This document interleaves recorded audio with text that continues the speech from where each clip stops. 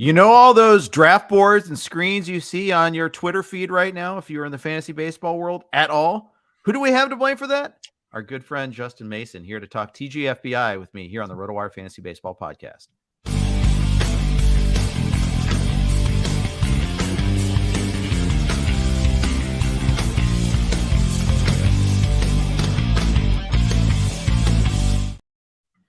Hey, everybody. Welcome to the RotoWire Fantasy Baseball Podcast, brought to you by our good friends at Underdog and Fantrax. Please support their endeavors and whatever they do because they're sponsoring us, so we thank them for that.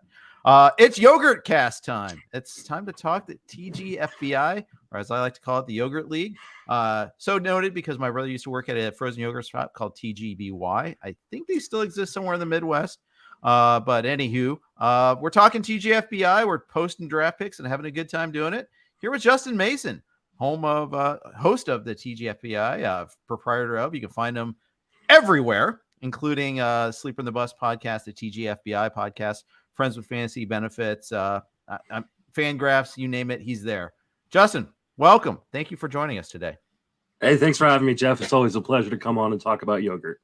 Yes, indeed. Yes, indeed. I'm hungry now already. How many leagues do we have this year for TGFBI? We have 29 leagues this year, so 435 participants.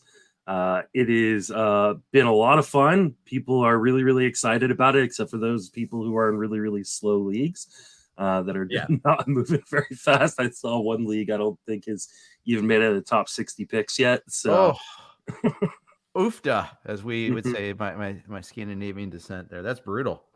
Yeah. Draft Sheet sent me a little message. He goes, "I will never forgive you for putting me in this league." Oh no! So... This year wasn't my fault though. You know, NFBC randomized it all. You got what you got. Don't blame me. Blame the powers that be over at the NFBC. Okay, our friends over there. Yeah, and I love their draft room. I love their platform. I love running leagues there. But yeah, it's sometimes you'd like to have a little control, and that's the trade-off we make there. So it goes. Mm-hmm. I had maybe not that extreme of a league in the past, but this year I don't. We are in like the 12th league, 12th round. Not the fastest, but definitely not the slowest either.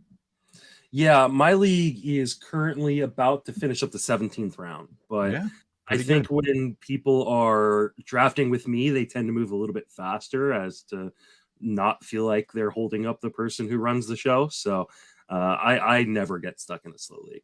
2 years ago, we were in the same league, and there were a couple of offenders, but then you just laid the hammer down and they got better. But I forget the tout, but I was drafting second and someone was first, and we had the 4-hour clock, and I think he took 3 hours to make that first pick. And then overnighted the second pick, which just the worst tactics of all time there. Hey, you never know when a new closer is going to be named, but you know what? I'm always of the firm belief of just make fast picks, just keep the draft going. It's enjoyable that way, but I understand. I'm trying to be good about not like, pace shaming people in the draft. I maybe felt a little guilty of that with the FSGA draft that's ongoing right now because we got 12 rounds live in Vegas in 2.5 hours and then took a week to get to 2 more rounds as a slow draft. Cool. So, yeah, we got better over time, but it was tough. Yeah, that's pretty brutal. I'm usually pretty okay with people taking their time. One, because in TGFBI, there's actually no added benefit to finishing early. The longer the draft goes, the more information you're going to have. Mm-hmm. For instance, I drafted Joe Musgrove in the 6th round. It felt like a really good pick. And an hour later, they announced he broke his toe. So, had my draft been a little bit slower, I wouldn't have drafted Joe Musgrove. So, I know it's frustrating, but we also have people, the Draft Sheet League, I think, is the league where a guy's from Argentina and there's a guy from England. So, the time zone difference that doesn't work well together. Yeah, no. It's just unfortunate that that's the way it worked out. So plus England and Argentina hate each other too, so there's that. Mm-hmm. Yeah, that going for you, which is not nice, but so it goes. So TGFBI stands for the Great Fantasy Baseball Invitational. For people who are unfamiliar with it, it's a way to bring those of us in the fantasy community together, and it also there's a charitable component too. Yeah. So it's like I said, 435 people.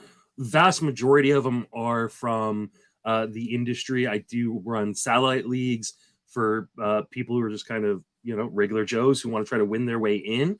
And in order to get in those, you make a small donation of any size. Could be $1, could be whatever.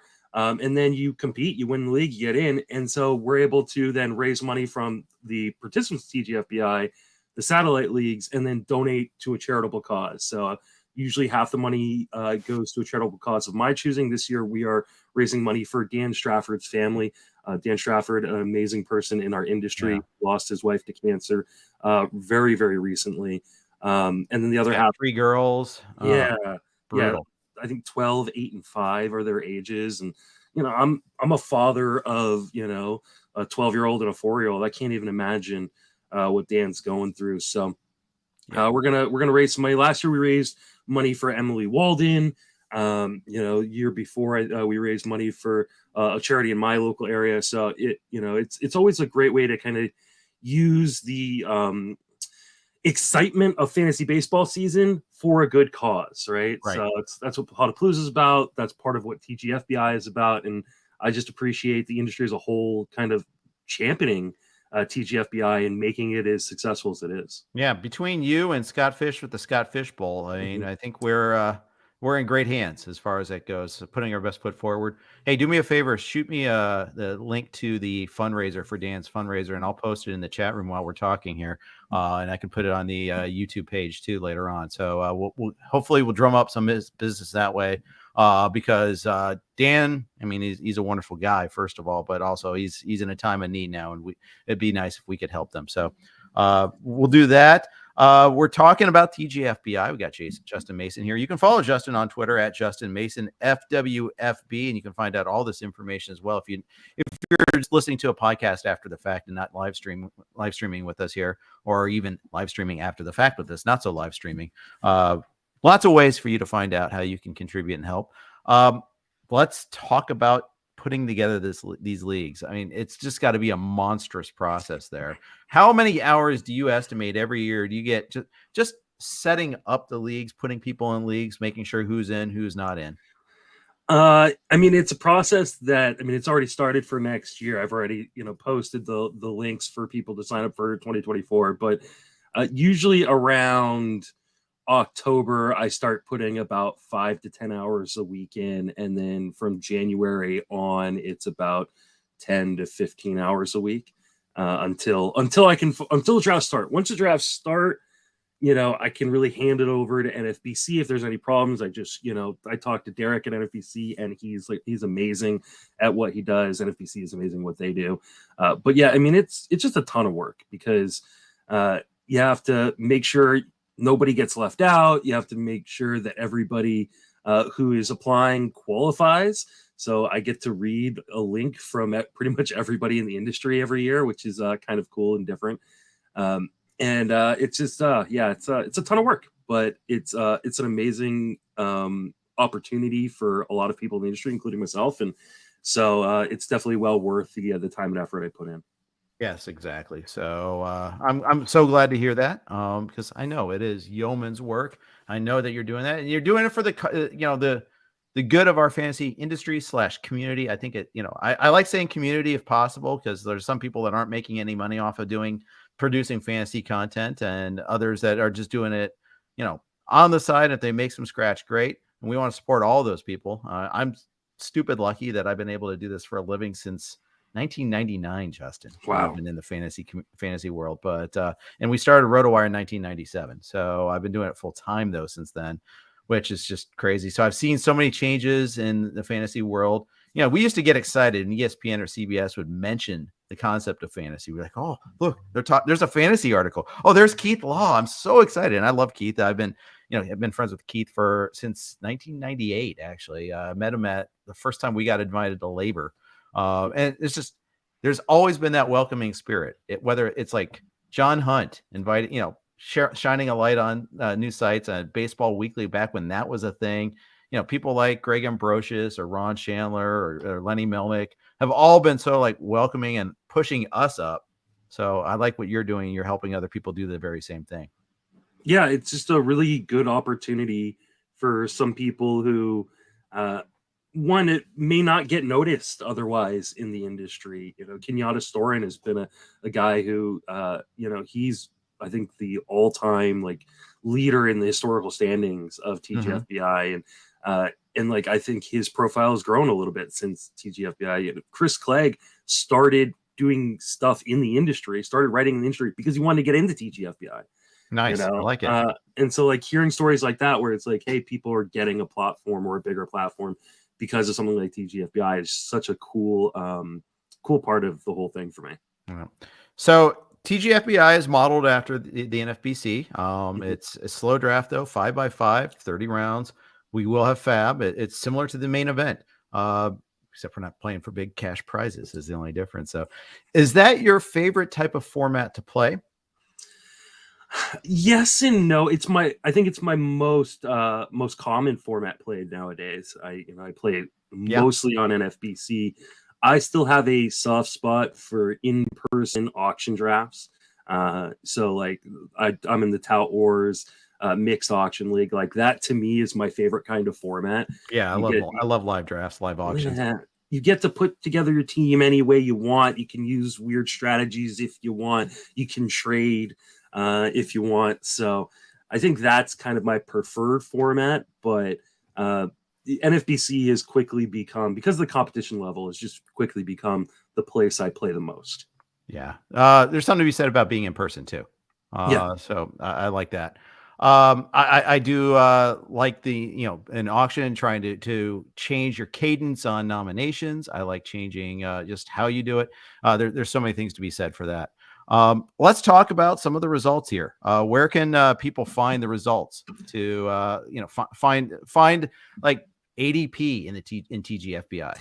Yeah, so if you go to tgfbi.com, I've got a link to every single league, their draft order, and then links to the ADP board. And so if you want to find, your favorite fantasy analysts, what he or she is doing in their draft, you can, scroll down, find, whoever's in League 6, and then, click on the board and look at it live. And there's also an ADP sheet. Having a little issue with Tyler O'Neill for some reason, not wanting to show up on the ADP sheet, and so I'm having to input that one manually. But feeling shame. Yeah, I've got a small but very, very dedicated staff at Friends of Fantasy Benefits, helping me kind of input those, and then Brian Jenner has been scraping some of the data for me, so I can kind of copy and paste to kind of catch up when we fall behind. But it should be all updated by tonight with pretty much all the picks. And so, yeah, if you're looking for ADP, I like this ADP a little bit better if you're doing something like a main event than maybe a draft champions, because those are 50-round draft and holds, so a little bit different format. So, and it kind of gives you an idea like, hey, we're starting to see those starting pitchers move up, and we're starting to see some of those kind of hot names start to move up in the same way that we're definitely going to see start happening here in the next few weeks. Which riser caught your eye the most? Oh, that's a good question. I think some of the closers just, I thought like some of the closer prices would start to come down, and we're not necessarily not really seeing that. You've got, still Edwin Diaz and Clase both pretty much going in the second round. I've been surprised. It's the names that have surprised me the most is the ones that aren't going higher than I thought they would. Like, I really thought that, I know that DeGrom's dealing with that side issue, but like, I really thought a guy like DeGrom would be a really popular kind of second round pick for somebody in just about every league, because he's got that upside that you shoot for with an overall, even though I don't think that's really the best way to build an overall team. Which is funny you say that, because in my league, Jacob DeGrom went at 2.8. He went one pick ahead of Garrett Cole. Wow. I saw him go in the fourth round of the league, and I was shocked. And that's kind of that's the real cool thing about the ADP is like, you see some of these weird picks where you go like, oh wow, like Adolis Garcia went at the beginning of the first round in a league. Yeah, so they're beginning of second round in the league, and you're like, whoa. So within 1 week, I saw the gamut between DeGrom. I saw him at 2.8, aka pick 23, and I saw him at pick 60 in labor, where Fred Zinke had to take him. He didn't even want to take him. He was hoping someone would take him in front of him. He was all set to say, I'm going to take Dylan Cease instead. And nope, someone took Cease Tim McLeod took Dylan Cease 1 pick before him at 60. So you can see like he's going to be definitely one of those linchpin sort of player. I mean, players where he can break some drafts, or he can make some drafts. If you get him at pick 60 and he turns in a second round or better effort, oh boy. Yeah, Cease is an interesting one too. Cease is a guy that I've seen drop like tremendously in one of my drafts, and same with Shane Bieber. And I'm not a big fan of either of them, but I think in my draft, both of them went outside the top 70 picks. Wow. I'm like, well, at that point, like they become huge bargains. I don't care what you think of them because they've just the track record is too good on those guys. And so I think you're really seeing, people plant flags on guys and then entire rooms being like, I don't want to touch that guy. Corbin Carroll's one that is going way up the board in some leagues. And that's a real interesting one. I wonder if it's just because he, steals bases so quickly in spring training. It just makes everybody look silly. So, the hot names are going to start really pushing up the boards. Yeah, they are. They are. Corbin Carroll did go in my league. I felt, 4th round. He went. Yeah, that's pretty early. That would be pick like 51, 52 at latest, 51, 52-ish. And meanwhile, Shane McClanahan dropped to the 4th round in this league. So I did notice a certain dropping in just starting pitchers generally. I had a choice between Dylan Cease and Shane Bieber at pick 58. I went Cease, which I almost never do, but I felt like I wanted to get a lot of Ks to start, and I trust Cease a little bit more than Bieber when it comes to the strikeouts. Yeah. I just have such fear of Shane Bieber. Like I know that he has continued to produce in spite of like red flags with velocity, any injury and things like that. But and I'm not usually the guy that says this, but I would rather be out a year early than out a year too late on him. And I can appreciate that. I feel the same way. I just can't pull the trigger. C scares me a little bit too, just because of the 2-pitch thing and the lack of command and control. And when I'm like drafting an ace, I just want a guy to be giving me 5 categories. And I feel like he can really hurt you at whip sometimes, which is a little bit underappreciated in the fantasy game sometimes. So I haven't drafted Cease, but he almost got to me in, I want to say it was like the 5th round, I think. Yeah, in the 5th round, I believe it was. And like I was super, super tempted to just like pounce on him because I felt like at that point it might just be too good of value to pass up. But luckily for me, he was sniped right in front of me. Yeah, you were mentioning Corbin Carroll earlier. So my league was the min pick at 51, max pick of 84. Are you willing to pay? Let's say somewhere we'll average that out somewhere in between. Like let's call it like 70. Are you willing to pay that sort of price for Corbin Carroll? I haven't been yet. Okay. I'm becoming more and more tempted. And so I did like straight on projections this year, very similar like you, by hand or in a spreadsheet. I don't have a, fancy dancy, algorithm or anything. And my projections have him like a little bit below where ADP is. But I've been very tempted to add some more steals, which I think will probably ratchet him up above ADP. Also, it kind of depends on playing time too. How many like at bats you give for him, how many games. I mean, Arizona does have a crowded outfield. They got to find ways for Alek Thomas to get in there. He might start the year in the minors for crying out loud, but like I think it does. Lourdes Gurriel Jr. is obviously there now. But you're eventually going to see a very nice young outfield out there with Thomas, with Carroll. They could be fun. They could have 3 center fielders out there at some point in time. And that might be by design too. That might be a team build thing.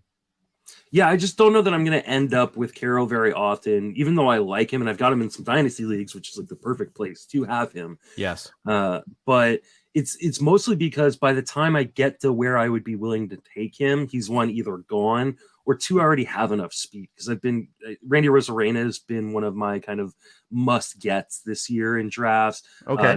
Cedric Mullins is always the backup plan when someone snipes me on Arozarena. So like I always have a fair amount of speed already by the time I get to Carroll. So usually I'm going starting pitching at that point or trying to grab a closer. And so I just haven't ended up with him.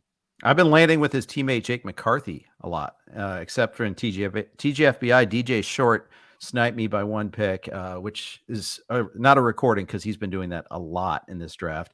Good player. And he grabbed McCarthy 1 round before I did, but I had to be responsible and take a pitcher there anyhow because I kind of pushed back my 2nd and 3rd starters. So I don't know about save me for myself because I was annoyed. I wanted McCarthy, but instead I got another starter, which I needed to. So it worked out okay. But yeah, that McCarthy is another fun one there. Really fun second half last year. Yeah, I mean, he won people leagues. And if you were the type of person who was out of it by midseason and went over to football, you might have completely missed what he did in the second half. Exactly. I feel like they're going to give him a shot to lead off his job. I think you're right. I think Alec Thomas probably goes down to the minors, but I also feel like he has a really, really small leash. Like if he doesn't hit well early on, he's going to get replaced very, very quickly. Yeah. I almost wonder if like Arizona would trade a guy like McCarthy for a starting pitcher. Like why a Trevor Rogers for McCarthy deal hasn't been worked out or something to that effect. They just have so much outfield talent, and they could really use like another like middle of the rotation starter. So, or maybe a guy with upside like they got in the Zach Allen trade for Jazz Chisholm.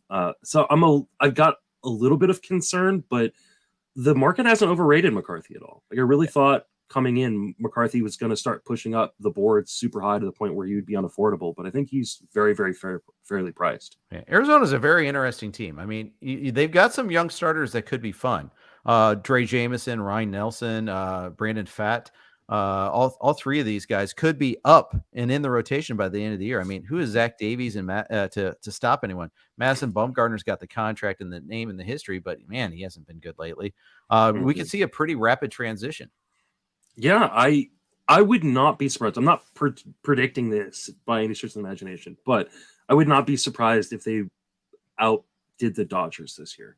The Dodgers are like another injury or two away, and it's a team filled with older guys now from really falling behind an up and coming Diamondbacks team. I think Diamondbacks are already better than the Giants, which is hard for me to say as a Giants fan. But if the Diamondbacks were the like breakout team out of nowhere, it would not surprise me this year. They've got like all the right pieces in place. Indeed. We're going to talk about a couple other big news items this spring and how that's affected TGFBI ADP and a whole lot more. But first, we got to talk a couple notes from our sponsors here. The fantasy baseball season is underway, and there's no better place to play than Underdog Fantasy, the easiest place to play fantasy baseball. Right now, Underdog has MLB best ball tournaments live, including the Dinger, which has $500,000 in total prizes. In best ball, all you do is join a contest, draft your team, and that's it. There are no waivers, no trades, and no in-season management. Draft 20 rounds of players and get the best cumulative scores in your starting lineup. 3 pitchers, 3 infielders, 3 outfielders, 1 flex each week of the regular season. Getting started is simple. Go to UnderdogFantasy.com, sign up with promo code RWMLB, and not only will Underdog double your initial deposit up to $100, but you'll also get 6 months of our RotoWire subscription for free. Again, that's Underdog Fantasy, promo code RWMLB. Draft your $100,000 Dinger team today. I'm here with Justin Mason. We are talking all things TGFBI. We're also talking about some of the how it affects our draft prep, how it affects our world. Unfortunately, Tyler Glasnow is hurt again. The oblique injury, grade 2 oblique strain, 6 to 8 weeks is what they're saying. Rapid tumble, although not as far as you might think in some cases. I can only use my league as one sort of guide, and we got the ADP to kind of guide us otherwise. But in my league, Tyler Glasnow still went in the 9th round. So before pick 150, I think it was pick basically 125. I think that strikes me as a little bit early. What say you? I mean, that would have been too early for me prior to the oblique injury. There's no worse feeling as a fantasy player than drafting a guy and then him immediately getting hurt. So I think there's no worse feeling in the industry as an analyst than like talking down a guy or being like, oh, you shouldn't be drafting him. And then he gets hurt and everybody gets out of, the way of the oncoming train that was going to hit him eventually anyways. And I were talking about that actually. It's like, we can't say that, and all that, but yeah, it's like, I'm not in on him. Why? Yeah. Yeah. He's a guy who's just never been able to stay healthy. And there was this idea by a lot of smart people way smarter than me in the industry, that he should be like a top 20 starting pitcher this year, that they were going to let him go, that he was going to reach it, the Tommy John honeymoon that, Jeff Zimmerman and, Saris talk about. And I get the idea of the Tommy John honeymoon, but that doesn't negate all the other injury issues he's had over the course of his career, which has been, a major problem for him. And so people projecting him for 140, 150, 160 or more innings, I think we're fooling themselves into believing something could happen, as opposed to, really projecting things properly. If you've already drafted him, I'm sorry, he's going to miss 6 to 8 weeks. And that's on top of what else he probably misses throughout the year. But if you haven't drafted him, this is your sign to not take the discount, because there is probably not a discount, deep enough that it's worth it. Let's look at the other Rays pitchers while we're at it. So I got sniped on Jeffrey Springs this round. I was hoping to get him in the 12th round coming back. I always thought that I was kind of high guy on Jeffrey Springs, and now I'm finding I'm not. I'm finding that there are others. I've seen him go as low as 134, I think, in your contest here. So he just went in the 12th round in my draft. So I will not be getting him in League 17, unfortunately. But we're at that point where not everybody has gotten that far. So you're seeing some gaps, but like, for instance, Glasnow, his is going to even drop even farther. But I like Springs. I like Rasmussen both. I think Rasmussen might go a little bit before. Yeah, like maybe 8 slots more by TGFBI, by Yogurt ADP than Springs does. But I like both of these pitchers. Yeah, I do too. And it's surprising to see Rasmussen going a little bit higher, because I think in Draft Champions, Springs has been going a little bit higher. And so they've kind of flip-flopped a little bit. I'm on board with Rasmussen going a little bit higher than Springs. I just believe it a little bit more, but it doesn't mean I'm out on Springs by any stretch of the imagination. What we saw from him, and then getting the contract extension, a little bit of confirmation bias, I think, tells me he's probably going to be pretty good. And the Rays now need to rely on these guys, especially early on in the season, in a way that they may not have needed to with Glasnow being healthy. So, I know there's talk that, maybe Rasmussen or Springs gets limited a little bit, but they can't limit every guy. And they're gonna, probably play it pretty safe with Zach Eflin, considering they've got him on a long-term contract, and he's never really been able to stay healthy for long stretches of the season. So I think Rasmussen and Springs are both going to get an opportunity to kind of go deep into games and win a bunch of games on a really good Rays team. For sure. Got a request from Joel Hennard to ask about Peter Fairbanks. I actually tweeted about him in my league. He went at pick 130, much to my chagrin. I get the idea that Pete Fairbanks is no longer going to be a bargain for people. That was like my favorite, like 12th or 13th round second closer, and now he's 9th round second closer. And the problem with Pete Fairbanks is twofold: one, team, and two, his previous durability issues. So he's gotten pushed to the point where I really don't want to have to be paying that sort of price for him. Yeah, I think I'm priced out on him, unfortunately. I like him as a pitcher. I think he's very good at what he does, but he just pitches on the wrong team. And we have seen Tampa Bay in the past been willing to just give the role to one guy. But the most recent history has been that they're going to put the best guy in the most high leverage spot. And that changes day to day and week to week. And it seems unlikely anybody on this team gets 20 saves. And while you're obviously also drafting skills that aren't saves, the most important thing when you draft a closer is that they get some saves. And right. And so I tend to go with guys who are a little bit less skillful, but have a little bit better role. Yeah, they're like the Rays, the Mariners. There's a couple other organizations, the Reds, except minus the good pitcher part. But they're all committees. They're all committed to that a little bit there. So let's talk a little Mariners. Uncle Ted wants to ask about Prelander Baroa. He's a Rule 5 pick joining Seattle. No, he wasn't a Rule 5 pick. I'm sorry. They protected him from the Rule 5 draft. I misspoke. I don't think he's going to make the team out of spring training. We'll see. He's got nasty stuff, 53 Ks and 35 innings at AA, but also 25 walks in the same span. So probably not going to be factoring in that bullpen. But guys that are including Andres Munoz and Paul Sewald. But, I see both go in the top 12, 13 rounds. They could both be worth it. There is a scenario where that works. It involves them both getting lots of wins, I think, to make up for the lack of full-time saves, because we know that they're not, we know for sure that in the past, they have not had a singular closer, that this is someone that split the saves, not just 2 ways, but often 3 and 4 ways. So it might be Sir not appearing in this film, not just those two. Yeah, and they're also a team that likes to trade. And so would it shock you if they brought in a guy halfway through the season to compete with them? Right.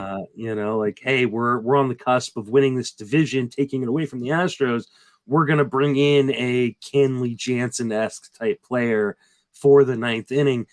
I know that especially Munoz with his strikeout upside has a lot of ways of returning the value from your draft cost, even if he isn't the guy getting all the saves or if he's sharing the role. But that still leaves you with a deficit in saves more than likely, unless he's your third closer. And I just hate drafting that way. And so it seems I really liked guys like Sewald and Munoz last year when you were getting them outside of like the top 200, 250 picks. I don't want to pay a top 200 price for that. No, I hear you. But man, it's tempting. I've done it with Munoz and Fairbanks a little bit, but usually more closer to like the 150 to 200 range and not the 100 to 150 range. And I think, it's what you're giving up. It's a stud starter. It's a full-time hitting outfielder that does, at least 3 categories. Cause as the draft goes on, I find like by round 18, I'm I'm not really finding hitters that I'm like, yes, I can't wait to get this hitter.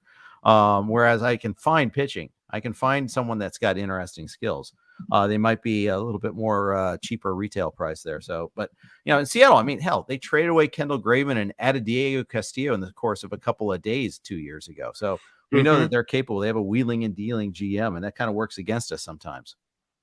Yeah, and I think that's like the hard part about the Dodgers right now. It's because like some people are getting really excited by like Evan Phillips, and I'm just so worried that we're going to see a Kimbrel situation again, or they are going to just split it and you're screwed. Just these unsettled situations, I rarely dive into them at a high cost.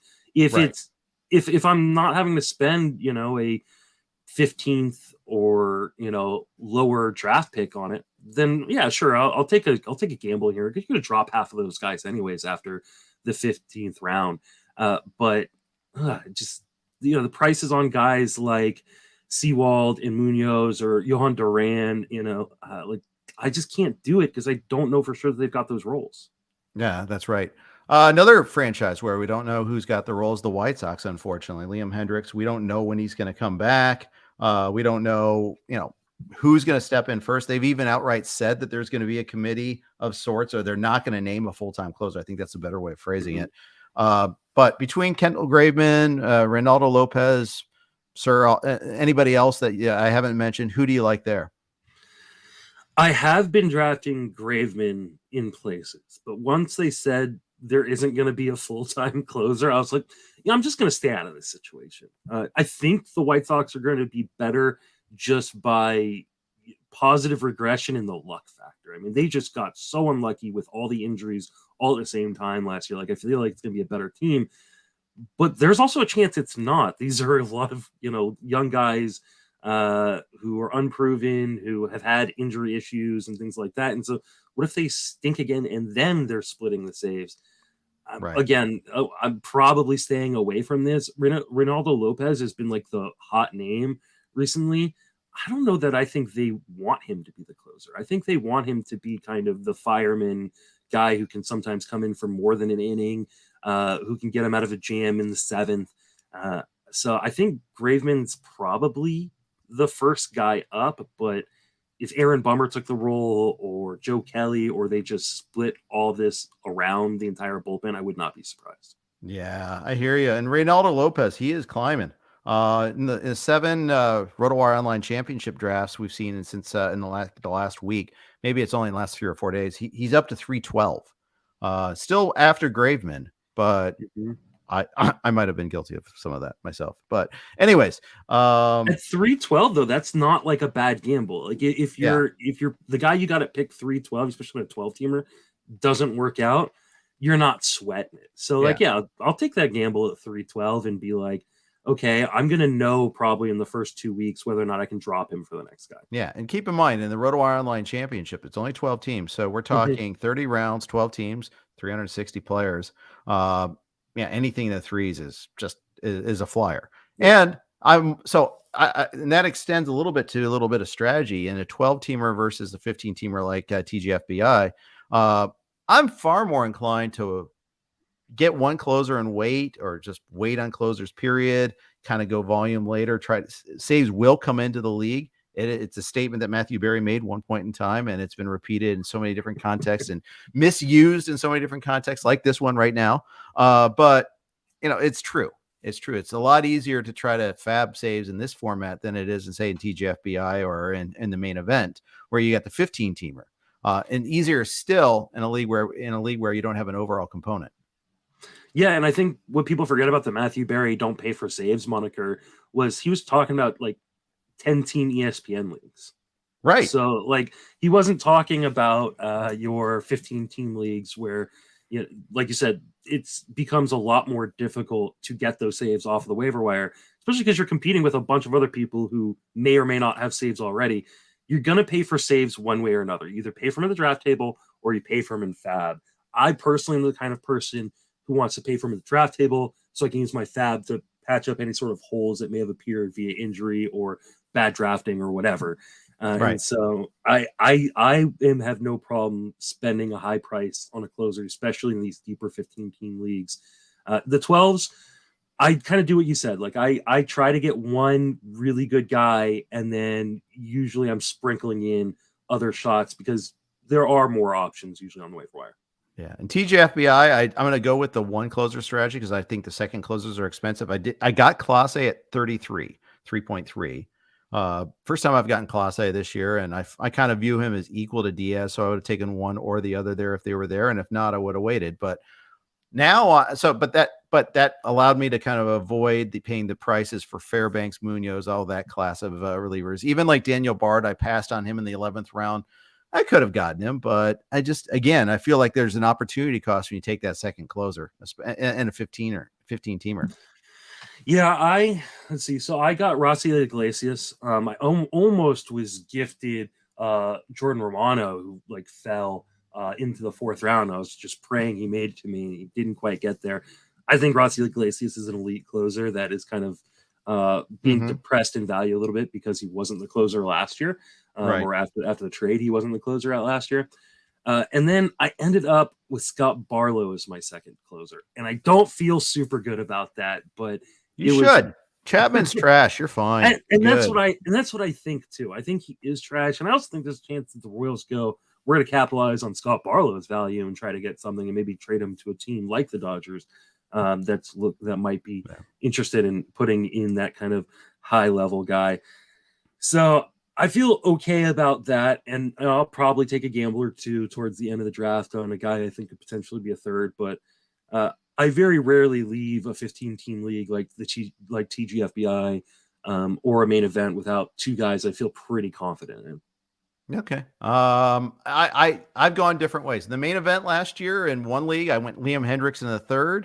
Another, I went Barlow as my first one in the 9th, and I didn't have a second one. There were some specs in the reserves that didn't pan out, but then I picked up Clay Holmes. I picked up others, and others sometimes worked. A lot of times they did not, but and in fact, had I gotten the one that worked, I would have done a lot better than I did, which was still pretty good. But it's that was the difference between me finishing 3rd in my league and winning my league, I think. But we're not going to lament over that. We're going to let it go someday.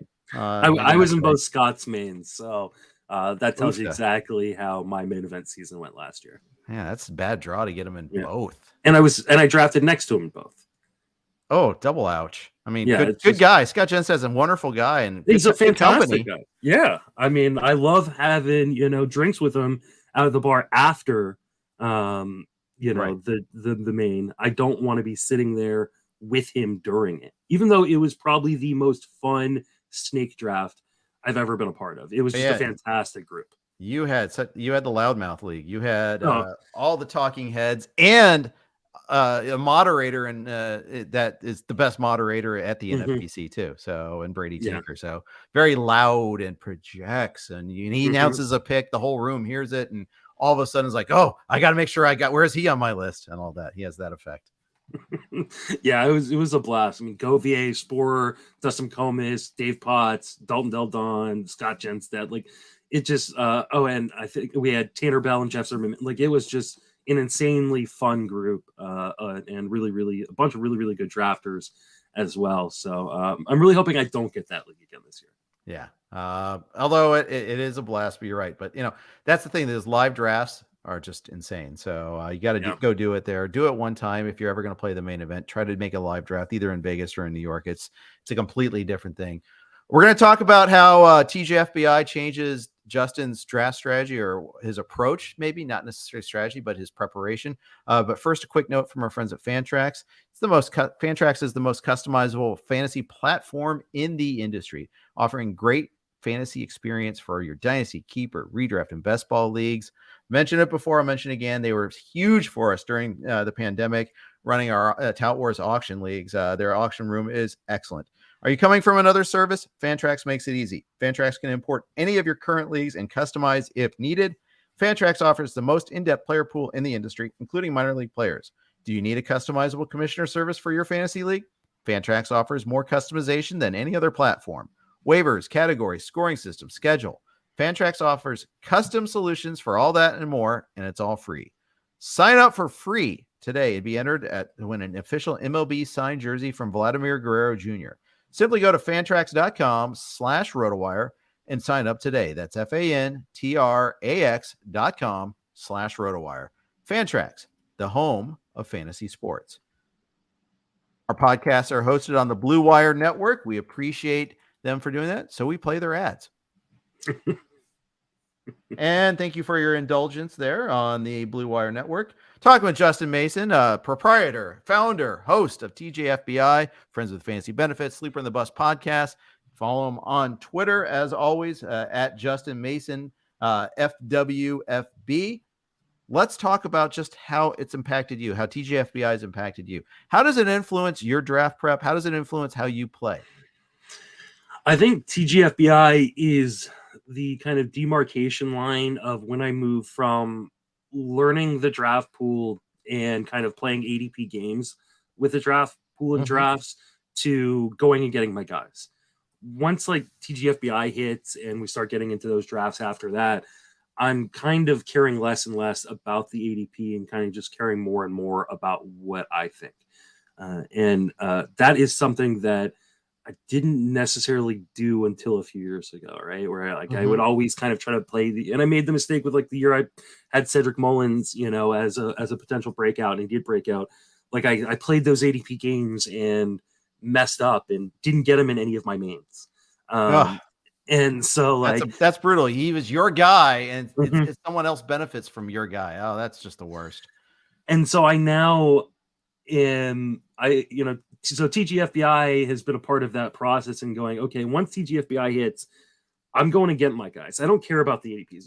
I'm not going to, take, this, who I think is this year's Cedric Mullins in the third round, but like, I'm not going to say, oh, I can get him at pick 400, at 275, I'll just pop it and say, this is my guy. And I'm making sure I'm leaving with him. And I think that's been a big influence for me because I've been in too many TGFBI leagues or main event leagues where, because these are public facing leagues, especially TGFBI more so than something like the main event, everybody kind of knows who's in their league and what they kind of like, and we follow each other on Twitter, and so I think you have to just be very resolute in your convictions about who you like and who you don't, and just go for it, as opposed to saying, oh, you know what, I'm gonna try to lay low and get this guy next round or in 2 rounds. Just go get your guys. Yeah, I think that's important. ADP is a great tool. It's helpful for knowing tiers and things of that nature. But yeah, it can cause you to miss players if you think, oh, I'm comfortable. I've got it here. I don't need, And maybe it's even like, oh, I don't want to set the min pick on there. Well, sometimes setting the min is the only way you're going to get the guy. I mean, because the later we get into draft season, the more you've talked about a player, the more other people have talked about the player, the more the player is going to rise, or more as circumstances have changed. So it can be dangerous. And I've missed out on some players because of the very same reason. Yeah, and I just never want to leave a draft feeling like, oh, I regret not making the moves that I did. Yep. And I've left too many drafts going, over the 20 something years I've been playing fantasy, where I was like, oh man, had I just pulled the trigger at the spot where I believed in the guy, then I feel a lot better about this team. And so TGFBI has helped me kind of mold into the player I want to be, which is aggressive at the draft table. Yeah, I hear you on that. The other thing that this format generally does is it steers me away from stashing. I just don't stash anymore. And I know the same is true for you. Yeah. Oh, yeah. I was talking about this the other day because, there's no secret. My first main event league was an absolute disaster. I lit, $1,600 or $1,700. Can't remember how much it was that year on fire, and then bragged about it to everybody. Like I was walking around after that first main event draft, showing it off, and I shouldn't have been. But I drafted the super risky team. Like I wanted to win the overall in my first year, and I thought the way to do that was to put the Byron Buxtons and the Stantons and the DeGroms and those type of guys who have high risk, high reward on the same team together. And what I learned was that is not true, because while you may hit one of those guys, the chance you're going to hit all of them in the same year, Mr. Garrett Hampson, is super unlikely, right? Right.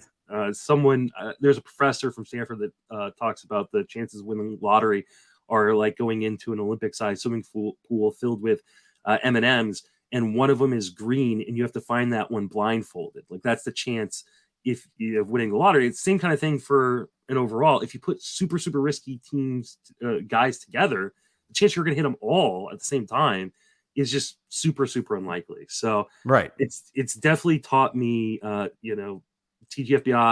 NFBC has taught me to be a lot more conservative in my play. Because you look at some of the teams that win these overalls, whether it's like, Todd Zola and Clay Link in TGFBI, or, Bob Gramatola, guys like that, Phil Dussault in, the main event. You look at those teams at the end of the year and you go, man, this team is a little boring, but it just racked up plate appearances and racked up innings. And that's how you win these leagues. I was just going to say that last fact is huge. Every time you go back and look at a league standings, you'll see they're usually leading the league in plate appearances. They're almost always leading the league in innings pitched. Not always. Doug Dennis says hello in AL Tout Wars, but but it's and some of that's injury luck. Some of that's the design though, and it's finding players that have roles, known roles, and it's great when Mike Trout broke out second half in his rookie year, just won people leagues, and I think after him. I think we had 3 years in a row of people just drafting rookie after rookie after rookie in the 15th round, thinking, okay, this is the number one prospect. I'm going to get him. I'm guilty of it. I did it. I lost to someone who caught me with Trout that year. And, it's not fun. But you know what? What is fun is seeing like someone else having to wait for their prospect until September. And maybe there's less roster manipulation now than there used to be, but it still exists. Absolutely, because there's so much money involved. I limit myself to one stash in an NFBC contest. So I go, I'll go on my bench of 7. I'll do 3 hitters, 3 pitchers, and a stash. So I don't count that towards one or the other. But I also know that, hey, if I get in trouble early on in my main event or in my TGFBI league, that guy needs to be droppable too. Like I need to be able to move on, because what happened to me in my 2019 main event wasn't the injured guys that I drafted. It was all the guys who got injured in April after I drafted other injured guys. Because he goes, well, I can make it until this guy gets up or until this guy's You healthy. don't turn injuries off. It's not like a video game. Yeah, exactly. You don't get to just say, well, the rest of my team's not going to get injured. I had an injury happen during that draft. Like I drafted a second catcher and he got his wrist broken before we finished the draft in spring training. So like, injuries are going to happen, so don't invite that extra injury profile to your team already. Yep. Yep. And it's so true. It's so true. And it happens all the time. By the way, Joel Honard says it was he learned that it was Ryan Braun. Right team, wrong player. It was Brett Laurie is the guy that I bought in on the hype and overhyped in AL Tout Wars. And he had that half a season before and pushing up to third round prices and all that. It was Brett Laurie that was the guy. It even predated Ryan Braun. Because I'm that old, by the way. And I think that's a reminder. But I appreciate you remembering the Blog Talk radio show. That was fun times. When we were a couple of years in the serious darkness there, but we emerged clean on the other side. How about closers? Do you draft closers differently at all? Do you? I guess we talked about that a little bit earlier. So I don't need to ask that again. So let's scratch that question. How about aces? Do you draft aces differently? I definitely draft them a little bit differently than I would in most leagues, especially when we start talking about, I think this year's a little different though. So it's a little weird. The question's a little weird. Typically, yes. In a traditional year, I would be drafting aces much differently than I normally would in TGFBI or in any sort of NFBC contest, because those starting pitchers get pushed up and you don't want to be left behind. This year, I feel like is a year where you can get away with not doing that. Like I have spent most of my draft season not drafting an ace in the first 3 or 4 rounds of drafts and felt really okay. I did this in TGFBI this year where my first starting pitcher was in round 5. It took Alec Manoah. And I feel pretty good at because the level of starting pitching is really good at the top. So unless I'm getting a deal on a Corbin Burns or a Garrett Cole or one of the other guys who are really, really good, I'm likely waiting this year, which feels odd, and it may turn out to be wrong because there definitely have been years in the past where we felt really good about the starting pitching depth and then been completely wrong about what that actually looked like once the season started. So, but at the moment, I have been a lot more conservative in my starting pitching kind of approach than I usually am in a league like TGFBI or Main Event. Indeed. Good stuff there. Yeah. And I always say if I'm going to wait on my first ace and maybe even wait on the second one, then I'm going to make it up in volume in the teens. So that way I don't have to stream later on, because that's nightmare when you don't have your studs at the top of the rotation and you don't have the depth and you're having to rely on the waiver wire. Find a 10-teamer if you can stream, and a 15 team with the main event and an overall component. Yeah, good luck. It was a nightmare last year trying to stream. Yeah, it was. It absolutely was. All right, we're going to wrap it up on that point. Good stuff, as always. Justin, I know you're a busy man. Thank you for spending some time with us. Thanks for getting your wife hooked on fantasy baseball so you can play more leagues too. Appreciate that. And all the podcasts and all the things you do for charitable reasons as well. We appreciate everything. I appreciate you having me on. Thank you so much. No problem. Justin Mason, everybody. TGFBI at Justin Mason FWFB. All right, coming up tomorrow, we got Clay and Todd. And then, of course, over the weekend, we got the former Roto World guys now with us. We got them, and then Scott and I will be back on Sunday night. So we're very happy with everything here. So thanks for listening to the RotoWire Fantasy Baseball Podcast. Take care.